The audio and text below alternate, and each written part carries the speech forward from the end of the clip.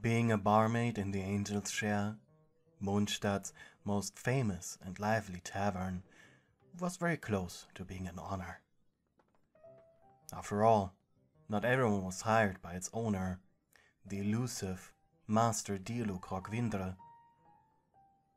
However, the tavern itself was just a side job for its owner, and not his primary income. Despite, or more because of that, the tavern was catering to everyone. Nobles could come here and drink with the commoners if they so desired. Mondstadt's nuns could temporarily flee the strict walls of the cathedral, and, most importantly, it kept people occupied.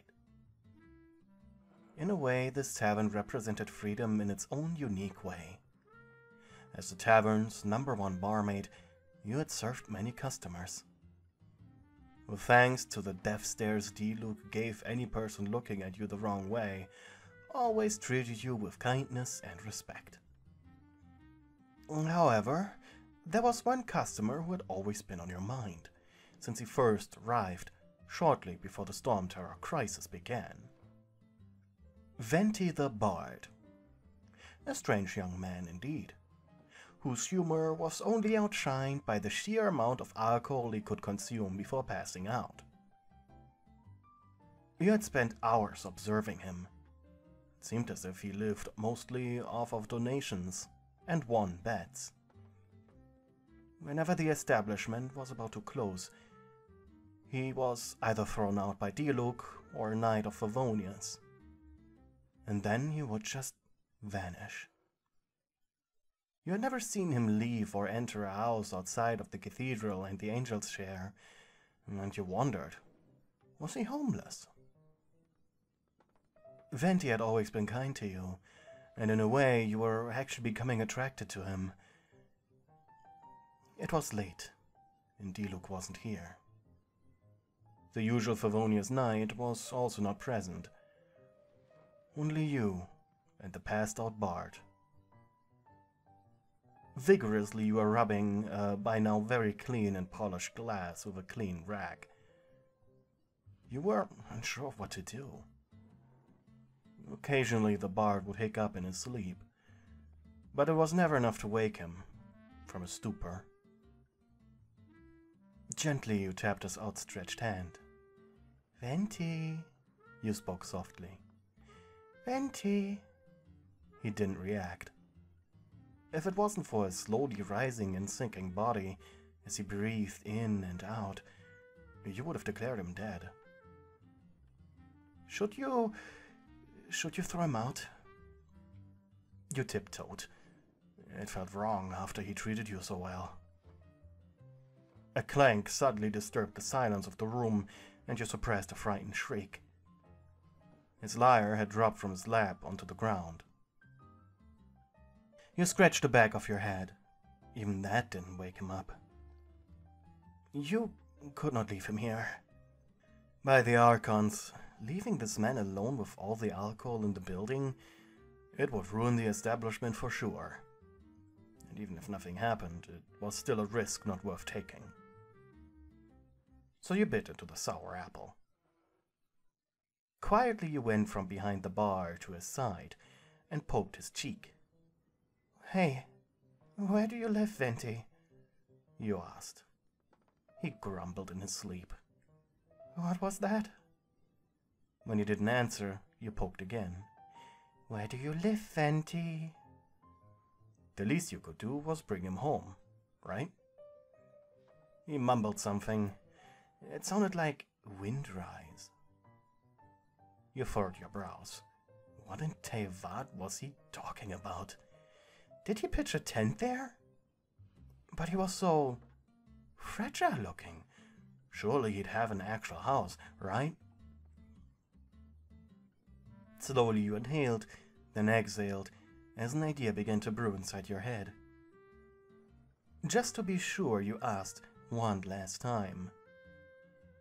After poking him a couple of times more, he just burped. You gave up. Gently you wrapped your arms around his hips, just like Dielu always did, followed by throwing him on your shoulder. thankfully carrying smaller and larger wine barrels for months had given you a few muscles. In your strange way of thinking, you had convinced yourself that the best place for him to spend the night was not the cold hard streets, but your own home. You'd figure out the rest tomorrow. Yeah, that's what you would totally do. You grunted as you carried him up the stairs of your small house. Thanks to the small size of it all, your bed has been situated in the attic. Gently you placed him on the right side of it after taking off his shoes. You'd have washed him if he was dirty, but surprisingly, he wasn't. He actually smelled quite pleasant. Then you went downstairs and switched your work clothes with your nightgown. It was so late you didn't bother with dinner. Quickly you climbed back up the stairs and fell down onto the other side of your bed. As you closed your eyes, you had to admit, this had been less awkward than you initially thought, and maybe you would even appreciate it. You woke in the morning to an empty bed. However, shiny red apples stood on your nightstand. Admittedly, this was not what you expected. Actually, you were a bit sad. With a frown, you took the apple and walked downstairs. As you thought, he wasn't here as well. You sighed and went on with your day, doing this and that until it was time for work. When you arrived at the angel's chair and began your shift, you quickly realized that the bard wasn't here. That was concerning. Did you offend him so much, not even the wine attracted him into the establishment? Now that you thought about it, maybe it was a little possessive. Or creepy. Damn. Now you were sad. D-Log was the first one to notice that you were feeling down. What's wrong? He asked straight up, and you shuddered. I'm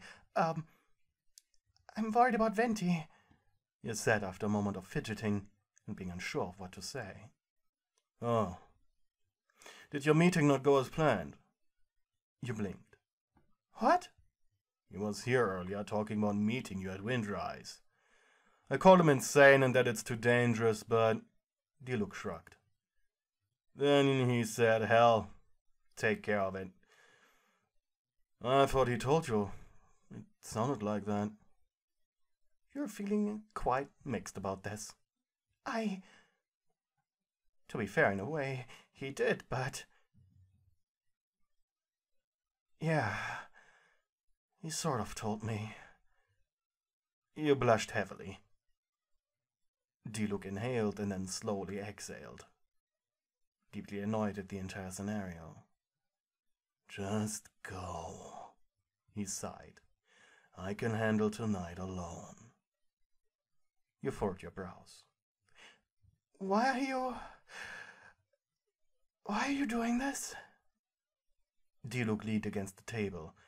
Truthfully, he knew of the animal Archon's secret, and despite his dislike for the bard, it felt strange to him to let a god wait. Just go. You're not fired, don't worry.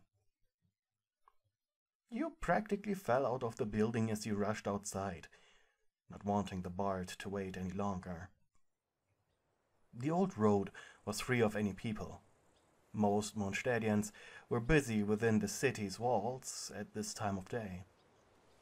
And luckily, it seemed the Adventurers Guild had taken care of any wandering hilly churls.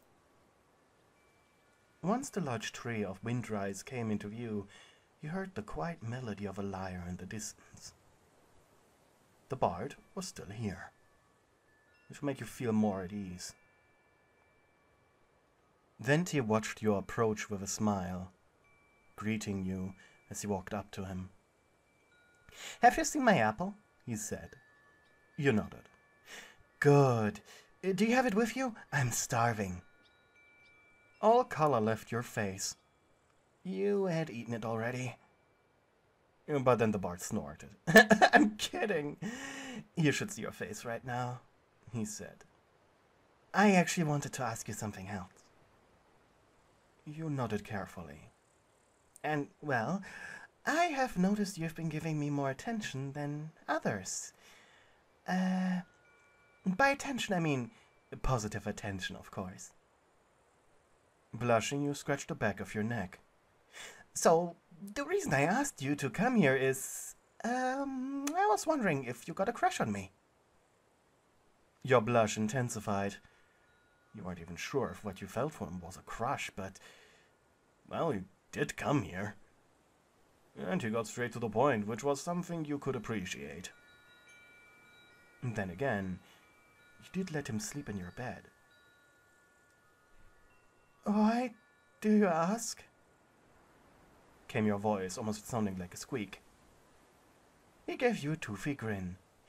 Because when I woke up this morning, I was not only sleeping in your bed, you were also completely wrapped around me. You gulped loudly. Last thing you remembered was lying as far away from him as possible, despite it being a little uncomfortable. I'm not complaining. You're very pretty. Your blush intensified. He paused and tipped the tip of his toe on the ground. Now, please, answer my question. You bit your lower lip. I guess by definition, but I'm not sure, honestly. Now came the hard part, thought Venti. And sadly, it wasn't the fun kind of hard. Well, that's good.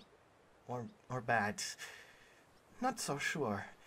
Because there is one problem. He knelt before motioning towards the stone bench next to the Archon statue that was situated before the Windrise tree. You sat down while he leaned against the statue. I'll admit, I have feelings for you too. You're quite the charming bar maiden, and you treat me with more respect than I deserve. But... He crossed his arms. Why did you feel like he was about to say something that would make you cry? But I have issues with separations. You furrowed your brows. Separations? He inhaled, looking up at the orange sky. While I don't doubt you just leave me, I also don't doubt you'll leave me eventually. Why was he being so cryptic? You noticed your concerned frown. In short, I'm Barbados. You blinked repeatedly, trying to work through what he just said. You said eventually. Yes? Is this a delusion that I should just accept as true? Or are you making fun of me? He exhaled, amused. I'm glad you didn't just laugh. But that's the truth. And that's why I have difficulty accepting this. This feeling. You raised your finger to say something, but then it hit you like a wall of bricks. The strange bard who had no home. The strange bard who got away with everything. The strange bard who showed up right before a dragon attacked, who also was the same bard who helped the honorary knight get rid of said dragon. There were too many reasons for this, just to be a coincidence. You really wanted to say something. I want to believe you. You said, but honestly, that's not what you wanted to say. You wanted to laugh, but you simply couldn't. This settled in your gut as a weird yet warm feeling, as your body actively rejected the idea of making fun of him. Venti, you said after a moment of silence. So, the reason you're afraid of being with me is... You looked away. If you're Barbados, I will age, while you will not. I will die, while you carry on living. He nodded. And what if you aren't? you said almost hopefully. He chuckled. What do you mean if I'm not? You tapped your fingers on the stone bench. What if you aren't, Barbados? Venti inhaled, then opened his mouth a little before speaking. Just ask Acting Grandmaster Jean, or D-Luke. Heck, even Cavalry Captain Kea knows. And Lisa. You made an uncomfortable noise. It felt like everyone except you knew about this. This felt like a dumb joke everybody was in on. If I accept you as Lord Barbados, what then? I'll stay away from you. No, you said immediately, without any second thought. Venti was taken aback at the outburst, but strangely happy with it. I can't believe I've fallen in love with a god. You mumbled loud enough for him to hear. Venti approached you and took one of your hands in his. He felt soft, feminine even, warm and comforting. Fine, I'll accept that you're Barbados, you squeaked. But I don't accept you rejecting me. There, you said it. He blinked. You went out of your way of meeting me here. You could have just moved on, ignored me. Maybe go to a different tavern, but no, you didn't. He smiled sadly, but then you stood up with an angry grimace. Then I'm choosing for us, you barked. What? I'm choosing to use the freedom you have given me to be with you. Before you sputter any nonsense about you not having freedom here, you chose to speak to me about this. He chuckled and got up, walking up to you. Defiantly, you pushed your face right up into his, the tips of your noses touching. Let's see if this mere mortal can satisfy the god standing before it. Let's see if this mere mortal can satisfy the god standing before them. Venti's heart pounded. That proposition sounded unbelievably enticing. Without warning, he quickly tilted his head and closed the short distance between your lips and his. You were pleasantly surprised by the sudden assault, groaning at the feeling his soft lips were giving you.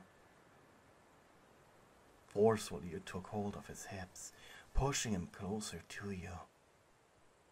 You had never kissed someone before. It felt better than you expected.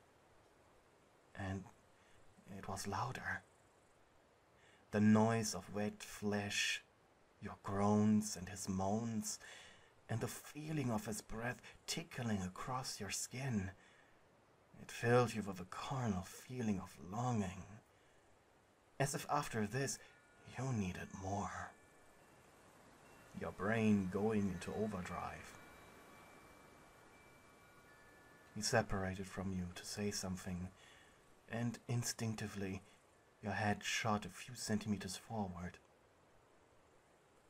The sudden release was like being taken out of a trance.